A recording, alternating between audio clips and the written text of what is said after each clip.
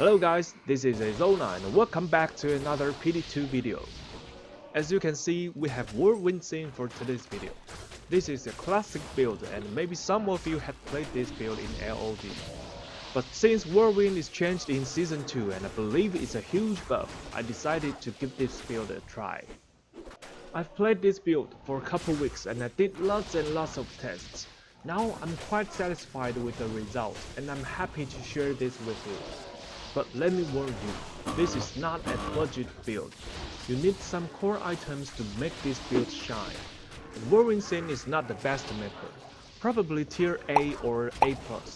But believe me, this is a very interesting build. Okay, let's jump into the details. In Season 1, Whirlwind was locked at 4 frames and can hit only 2 targets each tick. In Season 2, it can splash now, but it's 5 frames each tick. Generally, Whirlwind deals less single target damage compared to Season 1, but it's now a much better AoE skill. Also, Whirlwind can proc now. We can now shoot frozen orbs from Chaos, and things like amplified damage from Atmos, which is really cool.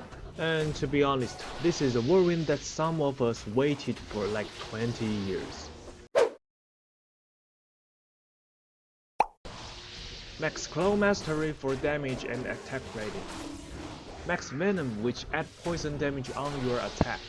There's one thing important about Venom you should know. The plus poison skill damage from your gear and facets can apply twice on Venom.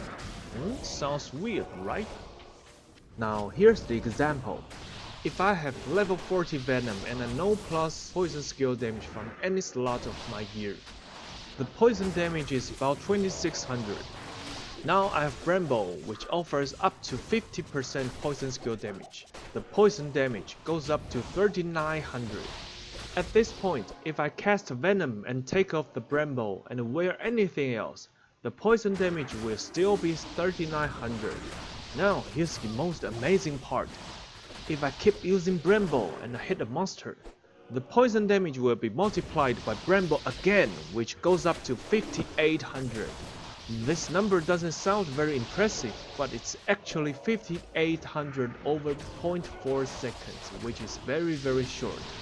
Pretty much instantly or immediately, whatever. In the advanced state, you will see the poison damage multiplied only once. But I tested this and the damage is actually there.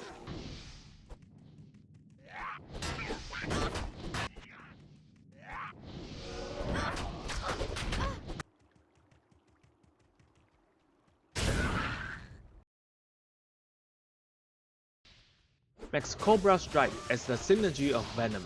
You cannot active burst of speed and fade at once, so choose one between them. 1 point Blade Shield and 1 point Dragon Flight.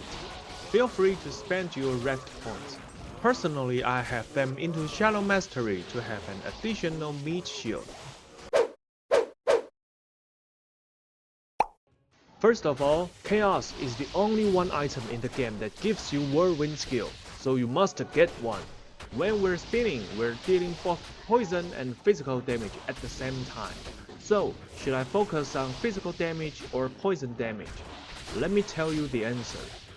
After doing over 100 maps with different setups, I found both physical and poison setup are good. Now let's see physical damage setup first. Basically, we want to have as much ED and Deadly Strike as we can. To throw for a ton of Deadly Strike, this is a really good offense-oriented armor and I absolutely love it since Season 1. High Lords for Deadly Strike and some lightning resistance. Phoenix for a huge amount of enhanced damage. But why don't I use 2 claws here? Your hits alternate between your main hand and offhand when you're whirlwinding. It's like the first tick uses main hand and the second tick uses offhand. Let's take Jet Talon for example. This one is near perfect, ethereal and socketed with arm and zap. Its damage is even higher than Chaos. If I have Chaos on my one hand and Jet Talon on my other hand, my Whirlwind damage is 3.4k to 5.8k for main hand, and 3.6k to 6k for offhand. So it's like the first tick, second tick, third tick, fourth tick, and so on. If I use Chaos and Phoenix, my every tick of Whirlwind will always be 4.3k to 7.3k. Apparently, Chaos and Phoenix win. Before you could get a declone claw, Phoenix will always be your best in slot offhand. For Helm, I have two options here. G-Phase for Deadly Strike, Strength and FHR, socketed with plain ED jewels. Crown of Ages for PDR, All Resistance, FHR and Reduced Curse Duration, socketed with Arm, and All Res Requirements jewel. If you choose to use Burst of Speed, I suggest to have at least one gear slot for some defense value, and in this case, Crown of Ages is just perfect. Or if you choose to use Fade, which offers a ton of resistance and PDR, you can have your every single slot offense oriented, and you are still pretty safe. Like I just said, I did more than 100 maps with different gear, charms and skills and so on. I died like 3 or 4 times only in all the map runs, with only 15% PDR and my all resistance were not even capped. But this does not mean WWsin is a super tanky character. It's mainly because if I keep spinning, I will be much less hit by melee monsters and projectiles from ranged monsters. If I stand still, I'll probably die in seconds. But if I keep spinning, surviving will not be a problem. For softcore players, I really think 1500 life, 15% PDR and about 50 all res is good enough. For hardcore players, you need a lot more than this, apparently.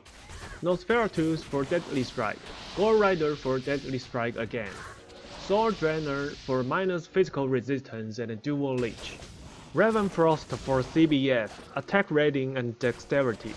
Another ring you could use BK set ring, BK waiting ring, or simply use 2 Ravenfrosts, because dexterity also enhances your physical damage and you need attack rating. And don't forget, Grave Palm, Atmas and Fortitude are also great. I also have some pre-buff gear in my cube, which are Brembo, 3 Shadow Skill Tiara with Poison Facets, 4 Shadow Skill Amulet, SOJ, Venom Grip, 2 Plagues on swap which offers plus 10 to Venom. I could have more pre-buff stuff, but I think I'd rather keep more inventory space for picking up more juicy loot. For you guys don't want to do the pre-buff thing, it's fine, no problem. You can still kill things pretty easily.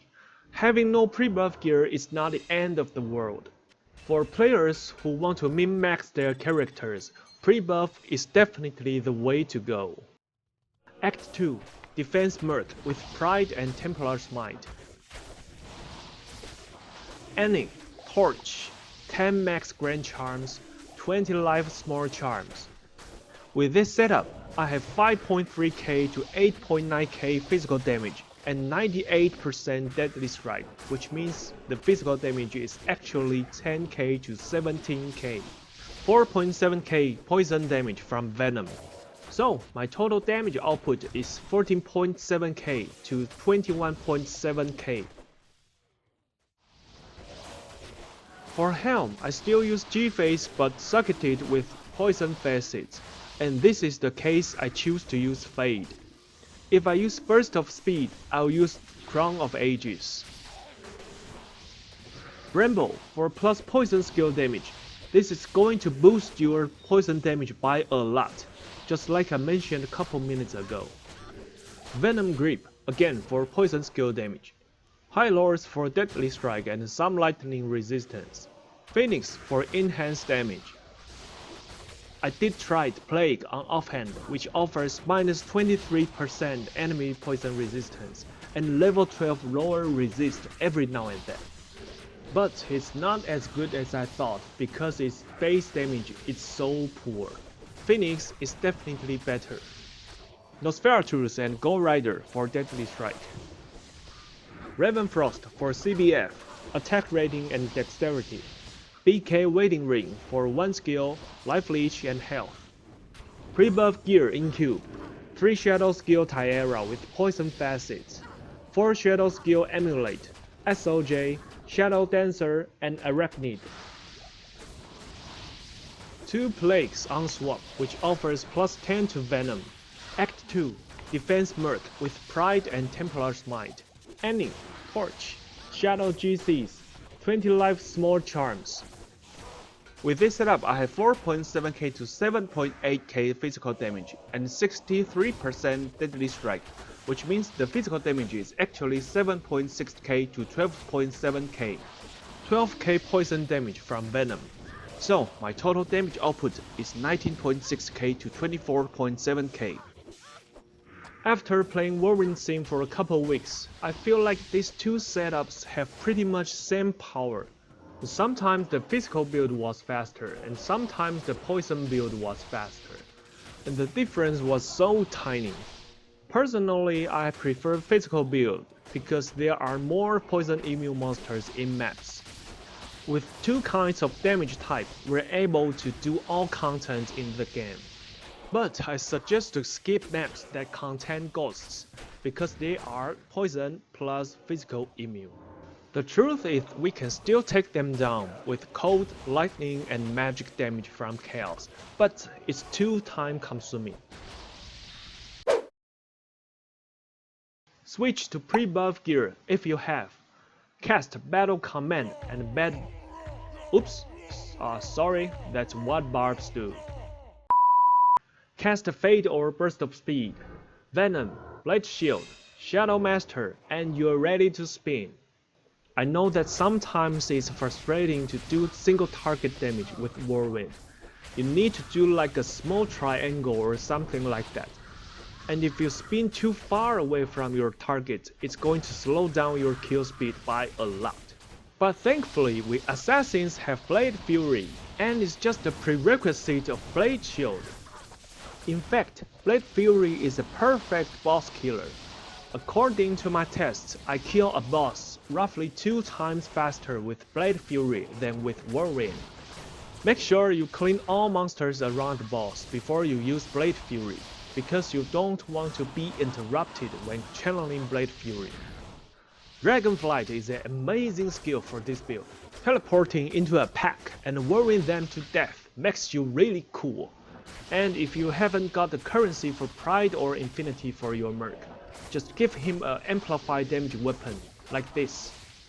Your merc is going to be your amplified damage machine, which makes this build even cooler. Alright, this is it for today's video and I hope this helps. Make sure you hit like and subscribe if you like my videos. This do help me a lot for making more great videos. Good luck to everyone and enjoy your PD2 journey. I'll see you soon in the next video. Prerequisite, project.